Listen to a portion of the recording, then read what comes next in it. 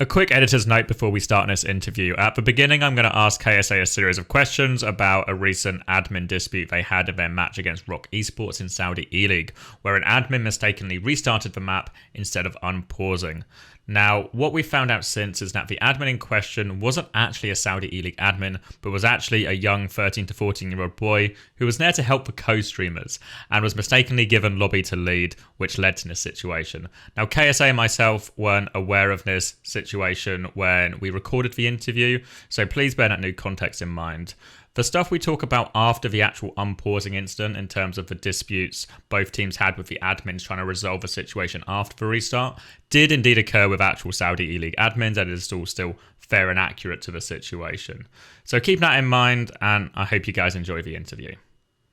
Hello everyone, welcome to another interview. Today I'm sitting down with KSA, and originally I wanted to talk to KSA about his roster, his bootcamp, his expectations, but there's a bit of an elephant in the room we may even need to talk about first, because at time of recording it was a game yesterday, the first game between Twisted Minds and ROC Esports, which you guys will be playing a lot this year, and there was a bit of an issue with one of the games. So for those who didn't see it, I'll set the scene a little bit and then you can sort of take over and tell it from your point of view. But we're a map 3. We've had a few pauses because Izzyaki DCs. Then I think it's actually you guys who ask for a pause for an issue. We go to a pause, and then after the issue's resolved, you guys say ready, ROC say ready, and then the admin presses the restart map button, which is the wrong button, right? Obviously, I think people might be... So then there goes to, a negotiation between you guys, ROC, and the admins about what to do about how the fairest way to restart the match is. So could you maybe tell us then what happens then when you guys go into that call and what's the situation? Well, at the start it was like weird, you know. It's like I think Lebda his mouse it ran out of charge, so it was like ask for a pause, right? And then it's like charges for 2 or 3 minutes, and then we type R, but the guy misunderstood R for restart instead of everyone uses R to say ready. But the guy just restarted when we had 4 ults. It was 99, enemy team only had pulse bomb. Sure, you can maybe clutch, but still have Suzus. Basically a guaranteed point win. In the end, we ended up arguing for you guys saw it's just a long time. Yeah, quite a long time. They came to us first saying, okay, the match is gonna be restarted 0-0. Then we're like, okay, nice, let's go start again, and both teams have a even out what's it called, like an even starting point. Yeah, even starting point. And then we wait 5 minutes, and then they come back, actually never mind, we're gonna start 1-0. And it's just arguing, and we're yeah, it is what it is, I guess. Just if it's like that, then what's the point of even trying? Because I guess maybe there's elements of there's a devil in the detail here, because it was ROC won first point, and then the second point you were 99 to 62%, but ROC had the point, so it was your retake, but big ult advantage. Yeah. So it seems reasonable that ROC get the first point. Yeah. But then your argument was then you should get the second point as well, essentially, so it should be 1-1 essentially on the flashpoint. Yeah, I mean, if you look at our ults, BootCamp has very, very strong ultimates. You have Doom ult, you can do so much distraction with it. You can have Kiri ult, you can start with it, and they have to guide. You can do so much. It was basically you need checkmate to hit a post to win. Even then, there's cleanse, and it's a hard comp to hit a post on. But to play the other side of a coin from say ROC's point of view. We've seen teams lose fights with ult advantage before. We've seen things go wrong. So it also seems, because it's not your mistake on Twisted Minds, it's not ROC's mistake either. So neither team feels like they should be punished for the mistake. But then... Yeah, I mean, it's just an unfortunate situation, you know, because I also understand ROC's point of view, but it's just, it's kind of hard to find the middle ground for that. So what happens? Because so you guys said initially you were okay if it was just 0-0, the map starts from scratch again. But then was it the admins who changed it, or was it ROC who said they're not happy with that? Do you know? ROC, we're not. I mean, the admin is a bit weird, right? We said we were not happy with this decision. It's it doesn't make sense. And then they come to us saying, okay, we'll start on like 0-0. That doesn't happen. They come back like 10 minutes later saying, actually, no, never mind, 1-0. I'm like, okay, how do you expect us to take this fucking tourney seriously? Because surely there's also like a more advanced solution. Was it ever proposed that you could give ROC first point, and then on the second point, you could do, you guys cap first, get to 99, ROC get to 62, we pause the game, and then we just unpause, and it's just like one fight for that point again. Would that have been like did that a solution ever come on, like, suggested? Well, it was suggested, but it's like, you know it yourself, it's hard to recreate that scenario, like especially with the old charge and everything. So it's like, it's almost impossible, you know? It's like, there's almost no point of doing it. Well, yeah, I can see the argument from both ways. I think it maybe like restarting the whole map would in some ways be fairest, because you guys both have to compromise in some way, right? Yeah, I mean, you both like, no, yeah. like you can work on like the stuff for first one you did wrong or not, you know? So then what happens next? Because these conversations go on for a while. Then eventually we're all sitting at home watching, and eventually we start to hear game sounds again. Everything's clicking back into life. We get the restart of the map. We see ROC capture first point, and we're like, okay, let's see what they've decided. But then you guys stay in spawn. So this was a protest then against the admin decision, essentially? A contender strike, dude. A strike. Tools down. Yeah, I mean, at the end of the day, it's like qualification match that doesn't really matter. Just wanted to, you know, make your feelings clear. Yeah, it's like this, like who wins that match, whether we lose it, win it, it doesn't matter at the end. Because then originally there were some retalks that you were going to replay the game. Yeah, there were. The admin said that, but then they changed their mind. Okay, so now you guys are not replaying the game, and the result's going to stand as ROC 1 3-1 essentially. Are you worried this is going to ruin something? Like, because the way it works, for those who don't know, is the top 2 teams here get to skip the next stage of a tournament and go straight to playoffs. Are you worried then this risks you having to play more games that might clash with OWCS? No, it should be fun. I think it'll easily make the top 2. So how does this put, is there any sort of resolution from this? Because obviously I imagine there's a level of tension between you guys and the admins, and is there any, what's happened since then in terms of, like, I guess the organisers talking to you about anything? Not much, honestly. They just posted a message. Okay, we decided, like, ROC wins 3-1, and yeah, I mean, it is what it is. I'm not going to dwell on it. You know, just move on, focus on next matches. Yeah, because in many ways, and we can maybe talk about this a bit, is ROC, I guess, the new boys in town in Saudi Arabia, the big new team, and it's expected that you guys will meet each other in OWCS, and especially in Saudi Eleague, you guys are going to play each other loads this year. Yeah. So this first one's very inconclusive in terms of who's the better team. So yeah, I mean, it was like, it could have went anyway, like, to be honest. Yeah, it was a tight game, and we can talk about that a bit more later, but we can maybe move on to maybe a little bit happier times, happier news, and your guys' bootcamp in South Korea. Oh. So surely this was probably a happier time. No restarts, no mismanagement of a lobby here. So was it the first time in Korea for all of you guys? For me, I know Kellex has been there before. Skyreaper has been there. Slay, I think, first time. The rest are all first time. But I think only Kellex and Slay. I mean, Kellex and Skyreaper, sorry. What was it like then? Like a culture shock? Very different than Saudi Arabia? I mean, of course it's different, but it's like the food part was very hard, you know. They like pork there a lot, so. I remember going down to the Kellex, Sky and Slay, and they're like, "Oh, this food looks good." And I'm like, "Guys, I can't eat it. I can't do anything about it." But yeah, other than that, it was a fun experience. I'd say language barrier was kind of hard, but at least we had a Korean photographer who helped a lot, like, with that. What was the setup like when you were there? Were you playing from like a gaming cafe, or did you have a private area where you could practice from, or?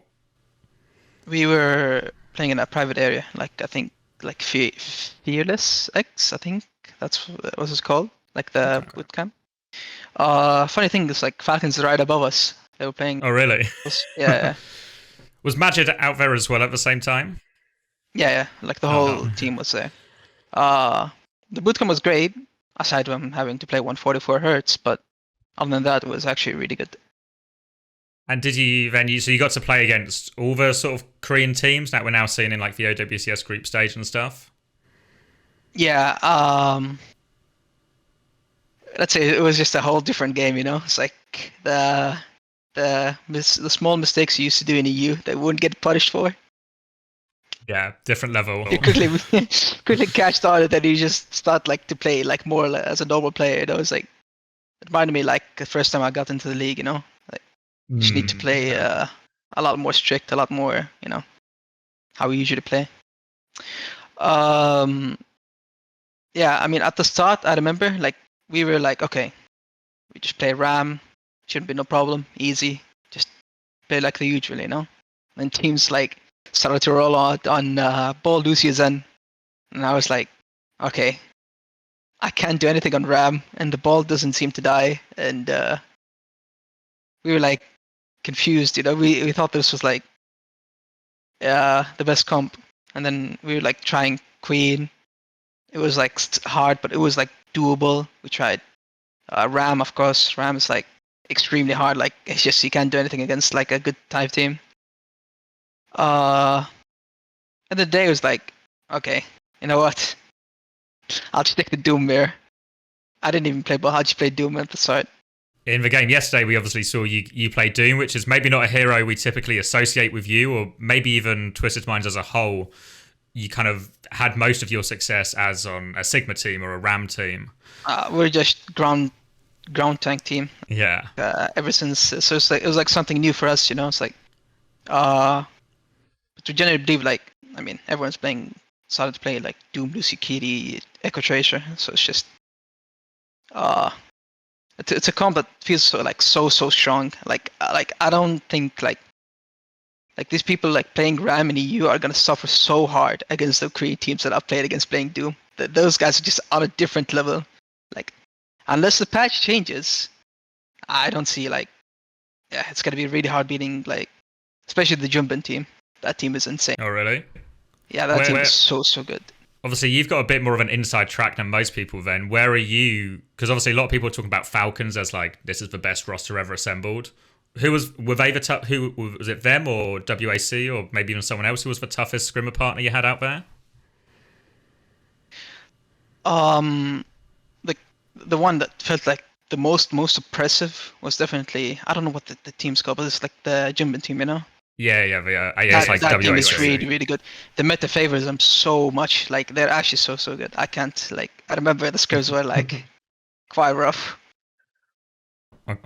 Do you think then it's like a big advantage? You've got a pretty big advantage then coming back to Europe as you're the only team obviously who's experienced any of this in Europe. Do you think that gives you a significant advantage over everyone else?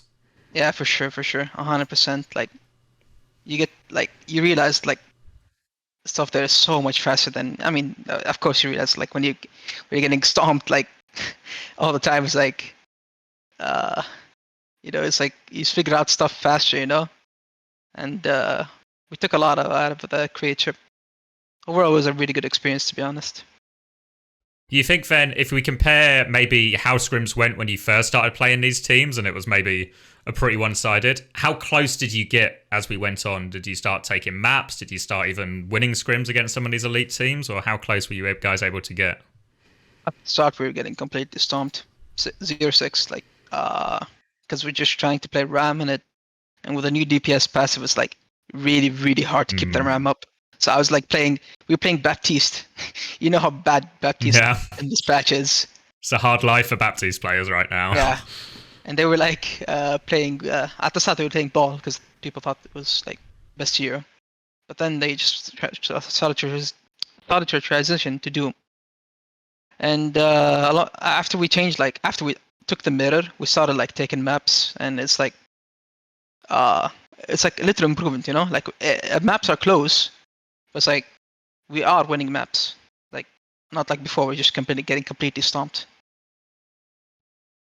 So how has the transition for you been then? I guess how much did you really have any Doom experience before this, even from ranked or a hero you played a lot, or is this like still quite new for you?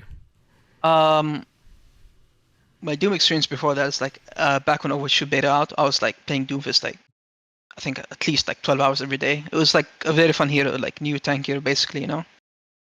I kept playing it, kept playing it, but then once Doom got like his slow nerf, like that's what I like completely stopped playing Doom. I play him like here every now and then, you know, just because it's a fun hero to play. Um, and recently I've been playing him a lot more. I'd say it's like I've got a pretty good hang of the hero, but not to the point where I can like carry, you know. It's like you see like Doomfist like Jimbin, that guy's fucking crazy. Like he actually does so much. Where would you say? Because obviously, I guess Korea probably also a little bit. Lots of talented Doom players and dive tank players there. Where do you think? Where do you think you rank up though? Well, like I guess two parts of the question. Where do you rank up? You think out of all the Korean tanks, and then where do you think you rank within all the European tanks on Doomfist?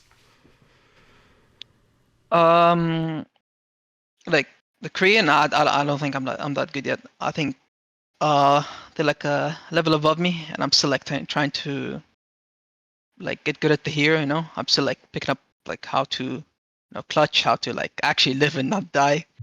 In Korea, I don't think I'm that good. But in Europe, I think Chase Torch is probably the best too. Then I can't really think of another Doomfist. I'd say I'm probably second in Europe. Yeah, I think there's quite. I think Vestler's maybe in a very similar situation to you, where he's trying to learn Doom as well. So there's a bit of like there's like kind of an arms race for who can get the best quickly. Can't play ground tanks anymore, sadly, unless they nerf the DPS passive. We're waiting on that one. So you guys are very much, because this is maybe a bit. You guys are thinking a little bit differently than some of the other European teams. We watch like we Spitfire and Ex Oblivion play, and we're seeing loads and loads and loads of Ram still. You think they're just ultimately wrong, and that sooner or later they're going to figure out it's too hard versus the Doom, and they're going to be stuck having to swap comp? All I'm saying is that they better pray that this patch changes. Otherwise, if they go against the Korean teams on this patch, you're going to realize how bad Ram it is. Yeah. So I just wanted to ask about your expectations, then, because you guys are involved in a few more tiers of competition, because you're also playing Saudi Eleague, where you're very much expected to play against ROC in probably every final. That would be most people's expectation. Are you worried then? Because obviously, if you look at the ROC roster, obviously you probably feel pretty confident in terms of Saudi players versus Saudi players. But they've now imported some pretty high-profile talent, Overwatch League champions. Are you then now quite worried about this team, that you've never really had anyone this strong in Saudi League before? I mean, before it was like, I'll be honest with you, Saudi League was like, like they just make mixes every time. Every time there's only one team that's sticking out in Saudi League. It's just Swiss minds. That's why, like you see, it's like it's always like a complete storm. Maybe the last Saudi League wasn't a complete storm. It like dropped 2 maps. But I think like what ROC is doing right now, with like them sticking as a team, I mean, eventually they are gonna improve and they are gonna get better. So we just have to be better and keep improving on our own. Since there's a team that's gonna stick together as long as us two. So right now, would you say you still feel confident you guys are above them? Because I guess they're still relatively new to scrimming and working as a full unit compared to you guys, obviously. Yeah, I think so. I mean, if like let's say like Doom comp wasn't working, it's fine. Just go take the Ram there and just win. And then, when we think of wider Europe and OWCS, where do you feel you guys sit then amongst maybe like, there's obviously like Ex Oblivion, Goomba's team, the Spray Check team, and we Spitfire as well? It's hard to rank right now because, well, haven't really scrimmed much of Europe teams yet. I think we scrimmed like London once, we scrimmed EXO once, and that's it. I mean, today, like I think in an hour and 30 minutes, I'm gonna scrim a Peak Check, and then I can probably get a appropriate ranking. For now, I can't honestly say. Can't say like I'm the best team. Can't say anything legit. But obviously, in general, though, you feel like the quality you have in the roster, you guys are looking to win OWCS essentially. You think you've got the ability to challenge for that and even finish first? Yeah, I think we've got it. As long as we don't slack off, do our thing, keep improving, we have a pretty good chance. It's not. Thing is, it's like every player realizes that it's not as free as before. Contenders before is like really easy. It's like there's like all the Overwatch League players now, obviously in Overwatch League, but now like most of them are dropped. You have like people like Kevster, Kai, like Funny Astro. It's like the competition definitely increased. So the competition increases, you gotta put in twice or even quadruple the effort. I think especially in Europe, sort of almost 6 or 7 teams, and maybe even 8 if you include the one track team, or that could really cause each other problems or be tough games. So the group stage for EU could really be no easy games for anyone. Yeah, I mean, I think there's a lot of good teams, so you just need to be really good and just play our game. And if you win, we win. If you lose, we lose. That's it. How do you think then, I guess you guys, is it difficult for you guys to scrim NA? I know a lot of the other European teams are trying to get some scrims against Toronto and some of the other top NA teams. Is it possible for you guys, or is the ping disparity too bad from Saudi? I think after Overwatch League, I despise playing NA. I'd rather die than scrim on high ping anymore. It's like my East is like, it's usually like 170 or 180 ping, and my West is like, it's crazy. It's unbelievable. Like yeah. 200, 220. But like the thing that made it bearable in the league server, at least, is like, sure, it's like I might have had like 160, sometimes 200, but it was like 128 ticket, It's like, it makes up so much a difference now. It's like, it feels like it's fine, It's like, it's weird. I can't explain it. But the server tick rates like being higher, it's just made it bearable. Yeah, it makes the ping feel less, even though it's not less. I don't know what the technical explanation is for it, but it feels I don't know either. Yeah. So on paper then, since you might not get a chance to scrim them, where do you think you guys stack up against maybe some of the top North American teams, probably in particular Toronto? Well, it's honestly hard to say, I can't just say out like, well, we're better, we're gonna beat them, because it's like, I haven't really scrimmed, and I haven't seen like actually any like the streamed scrims against them, to be honest. But I don't know. I guess we'll have to see till match day, and then we'll see. It's hard to say stuff about it, really. I imagine what will be true is by the time we actually get to that stage of competition, the meta has probably either changed, either because there's a new patch, or just we've played it for so long it might change naturally anyway. If we qualify, it's gonna be like what? I think the line is in May, right? Yeah. Yeah, exactly. There's gonna be a new DPS here out by that time, so it's like the game's gonna be completely different, I think. If we can move then to your guys' roster, so obviously since we maybe saw you guys last compete, there's been a few changes, particularly in support. We've had Slay and Sky both come in. What was the idea about bringing in 2 flex supports, and how are they going to sort of split responsibilities?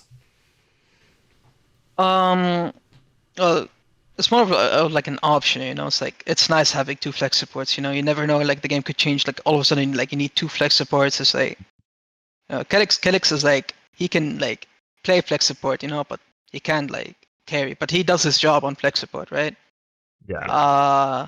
But we were thinking like, so why not? Why not have 2 flex supports?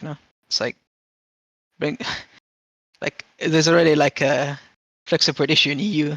Lower the competition and open like more opportunities to play double flex. Not a lot of teams can do that. Yeah, no, a lot of teams really leaning towards just sort of a 5 core people, but obviously you're one of a few who has the benefit to really branch out. Was there... Oh, go on. Yeah, we have a lot more options, I'd say. But yeah, go ahead. Was there ever a temptation when because probably before it happened, you very much, I'm sure everyone was aware of the rumours that ROC were going for Korean imports and going to start flying them in. Was there ever a consideration that you sort of maybe needed to match that arms race and just take a bag of money and start throwing it in some Koreans as well, or look to import players from that region as well? Was it ever considered? Honestly, no. I think the players we have are good enough to win. Actually, I don't think like, I mean, obviously there is upgrades, but like I didn't consider it because like the team chemistry, it's like that matters to me the most. One thing it seems like you guys have often done with your decisions of which players to use as your import spots, in terms of whether it be Kellex or Hadi, is you've always prioritized players you're quite familiar with and quite comfortable with. Do you think that's been a big part of why you've been successful, at least both domestically and then wider as well? Yeah, for sure, Especially a player like Kellex. Uh, People like to say, he's old, he's washed, and it's like, but nah. Honestly, I think his mechanics is like really, really good. Obviously, not as good as Astro's, but uh, my opinion is like main support to me is like a personality role. If the guy like if he has like a really good personality, it can literally lift the team up. He done it so many times, like it it's like it's invaluable. Like I'd say, to me, that's what main support is to me, at least. I don't care if a Lucio can aim better. It's like as long as he's like a good Lucio and has a good personality, that's good enough for me. As that's my main support right there. Main support both in and out of game. Yeah, exactly.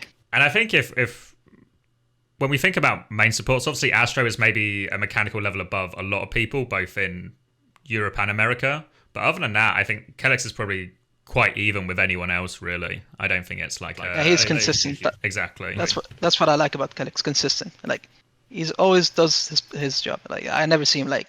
It's very rare that I see him lacking, and like stats very rare. One thing I was told about Kellex as well in your team is that he, kind of similar to what you were saying, he's very much almost, I guess, a bit of a leadership figure in terms of not necessarily main calling in game, but in terms of mindset and before the game and in the build up to the game, making sure you guys are in the right state. Would that be fair? Does he do a lot of that for you guys as well? 100%. I did that against SR Peak Check. I'm not sure if you remember that contenders match. We were like, we lost like a pretty tough circuit Real. It was like it hit like quite rough, and then everyone was like, it's like, man, how did we lose that circuit? I think Alex like keeps saying like, guys, like it's fine, just focus on next. You guys need to put in more energy. If you're putting in 100%, put in 200%, and then after that next map, I don't know. I was like screaming to the top of my lungs. It was crazy. Maybe sure it was a bit over excessive, but I was like, get energy, get everyone to wake up again. Well, a lot of the time it better be too energetic and not energetic enough. Yeah. Like I said, he's like quite invaluable, if that's the word, to the team. Indispensable. Indispensable, yeah, sorry. Outside of the, I guess, more emotional and leadership things, who's the sort of main caller in game? The impression I sort of have from the outside is Yubi's kind of, I guess, he's called like a tactical brain. Would that be fair, or how is the sort of strategy calling done between the team? It's unironically all done by Yubi. I mean, we just sometimes if we have a plan, you could say it, but he generally likes to call out everything. I was like, it's a bit weird from a DPS, that's way in a sense, but he likes to call out plans, and we just listen to the one guy calling out plans, and it's like a lot easier for me. Like, it's like, imagine as a tank, I don't have to like, well, I can't, but I don't have to like focus on like making plans or call out like I just call out what I'm gonna play, what are my abilities. That's all I do, and then Yubi just calls out his plans, and I just play the game. Yeah, it's clearly worked as well. I take it this was very much the same in the Saudi national team as well at the World Cup as well. Yeah. So can't complain with the results then. If you are confused, to the guy shouting at the top of his lungs, just listen to Yubi. It doesn't. Even if you think it's bad, like, even if I think it's like bad for me to do like whatever he says, I just do it, and if it like it works out like most of the time, like maybe very rarely it doesn't work out. Sometimes it's like, but it's alright. You can't win them all, but yeah. Yeah. How does it work then? Because I understand, are you guys still looking for a coach officially? Is that still the current status? Yes, we are still looking for a coach. Yeah, we had one but there was like, I'm not gonna say who it is, but there was like language barrier. It was kind of hard, but yeah, still looking. So how does it work at the moment in terms of when you do VOD review and stuff? Is it mainly just you guys looking at fights yourself, or how are you trying to manage that side of things at the moment? It's well, someone has an issue, tag the players in Discord, tell them like, hey, I want to talk about this, and then we just go together like 30 minutes before the scrim. Hey, I say don't do this, do that instead, and just they say this is how it is, you know. Scrim, like today we scrim. Let's say I like die a lot, and someone is like saying, oh, hey, you can't do that. Look, you're using cooldowns wrong, and it's just, you know, keep playing. There's an issue, someone talks about it, we VOD review it, and then go next. Is that also going to be, because in OWCS they're going to introduce map bans once we... Is it also then you guys are just going to be sort of figuring out the best map bans and how you want to do that yourself? Yeah, we already have maps, like we already have the maps in mind what we want to ban. Oh, okay. We're already playing around it. Oh, so maybe it adapts in a system that a lot of like Counter-Strike teams use where you almost have perma-bans. So you just try and reduce the maps you have to practice and play. Yeah. So it's like in our head, like we already have the maps, so it's like just play the maps we are gonna play, and it is what it is. So. And the only other question on roster I had really was, because in Saudi E-League there's slightly different rules where you can only have 2 import players. So you've opted for Slay and Kellex as your primary 2 imports. But you've also got a player called Ziyad on the roster as well, who's, from what I understand, a younger, I guess, up-and-coming Saudi player. Can you talk a bit about why you've opted for him? Will you be using him in OWCS? And what kind of is his role on the team at the moment? Well, he's more like of a sub. Like in case, like, let's say I can't make it, because like we only have 1 tank player. We don't have like, we have 3 DPS. We have 2 supports that, you know, it's like, it's fine. It's like, and we have Lebdah like can sub in as a support also if something like one guy is missing. But for tank, it's like, it's hard, you know. It's like, what if I'm missing? What if something happens? You know, it's like, so I think someone has to play tank. And it's like, sure, you could put Libdah in tank, but it's like never played tank before, you know. It's like, and we thought like Ziyad like was like young, you know, and he's really good like mechanically, and he'll play in if I can't play it. Like that's basically what is gonna be there, and he's also there to improve, you know. Like you're gonna improve quite a lot if you're with like a good team. Well, yeah, I think if I was a young up-and-coming Saudi player, I don't think you can maybe ask for a better opportunity than to be on the Twisted Minds roster, see how you guys work, how you guys plan stuff, how you guys fix problems. Feels like about as good an opportunity as there is going in the region. Yeah. And is he on the OWCS roster as well? No. Okay, so it's just okay. Any plans to play him in any of these early group games? Just to, I guess it's what they would do in, say, football or something, you know, give the youngsters a run out in some of the lower stakes games? I can't say, but it's most likely if I can't play. Okay. And then the last thing I really want to ask you about is, obviously a lot of teams have been streaming their scrims and streaming their practice. Now, both you and ROC, from what I understand, have opted out of this. You don't want anyone streaming your practice. Could you maybe talk a bit behind, because obviously we've heard Chris and Gumba talk, I guess, their point of view on like the argument for streaming scrims. From your guys' perspective, why don't you want to be involved in that? I mean, me personally, I just don't like it, you know. It's just, it's a bit weird. It's like, I wanna just chill, you know. I don't want to get streamed. It just, for me, it doesn't feel right. Like, sure, you could say it's like engaging for the viewers and everything, like, but honestly, I really don't care. I'm sorry, but I just wanna, you know, not have it streamed. As for my teammates, they also all feel the same. None of them wants it to get streamed. I mean, I get it. It's like times are changing. People are starting to scrim the scrims, but at least for our teams, like they don't want to. There's no real explanation. You know, it's just they don't want to. Is there a middle ground that would ever potentially change your mind if it was like, we stream scrims up to a certain point, but then when we get 1 week out, 2 week out from tournaments, we look at something lighter? Or I wouldn't say it's out of the table, but as it stands currently, like none of our teammates wants it scrimmed, so streamed. I mean, so it's like hard to, you know. Maybe it changes like a couple of days. You never know. Okay, and now we're probably approaching the point where your schedule is probably busier than any other teams. Yours and ROC probably both sit in this category in terms of having to prepare for Saudi League and OWCS at the same time.